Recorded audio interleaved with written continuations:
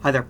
So I'm logged into just a sample account, some teacher at pvpa.org, just to show you how to turn on two-factor authentication for your account if it's not already set up.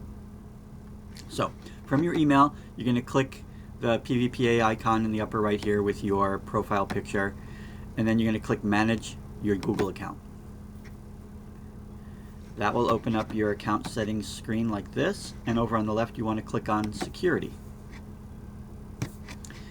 Now on this screen it will tell you things like if you have any of your stored passwords that have been compromised, and it will tell you what site, what password, and help you update those. So this is a good place to go and check every once in a while and make sure that you don't see any warnings here.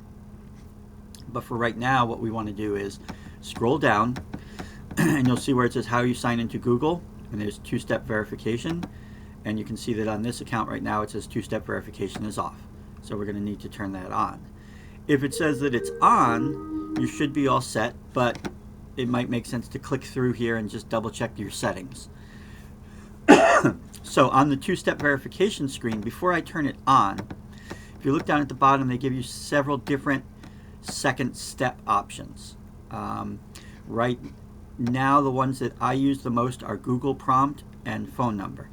What Google Prompt will do is if you have an Android phone that has your school account connected to it somehow, like in your Gmail app, or even if you have an Apple phone, you can use things like the YouTube app or the Google Home app with your PVPA account to get the Google Prompt logins. And basically what happens is anytime I go to log into my account, when I type in my password, I will then get a pop-up on my phone that says, is this really you signing in? I just tap yes, and that's it. That's all I have to do. If you don't want to have any apps on your phone with your PVPA email account associated with it, then the way you're going to need to set up your two-step verification is either using an authenticator app or by giving it a phone number that it can text codes to. The difference here is in an authenticator app, the two main ones that I use, there's a Google Authenticator and there's also a Microsoft Authenticator app. And I use Google Authenticator for almost everything. It's just a little app that runs on my phone, and whenever I need to sign in, I open the app up first and it gives me a 6-digit PIN code. And those change every, I forget if it's every 30 seconds or every minute, but it generates new codes every so often. And basically it means you don't have to wait for a text to come in with the code. The code is already on your phone using the app. So if you want to install the Google Authenticator app, you're going to have to install the app first, and then it's going to give you some steps to walk through here to link the app to your Gmail account.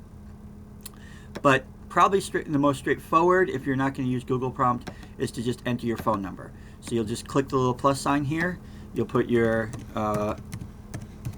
cell phone number in, and then just say receive code by text, or if you'd rather they call you with a computerized voice message, you can get a voice message. But most folks are probably going to want the text message. And then it'll send you a code at that number, and you're going to have to enter that code, 096256, and now the phone will be connected to your account.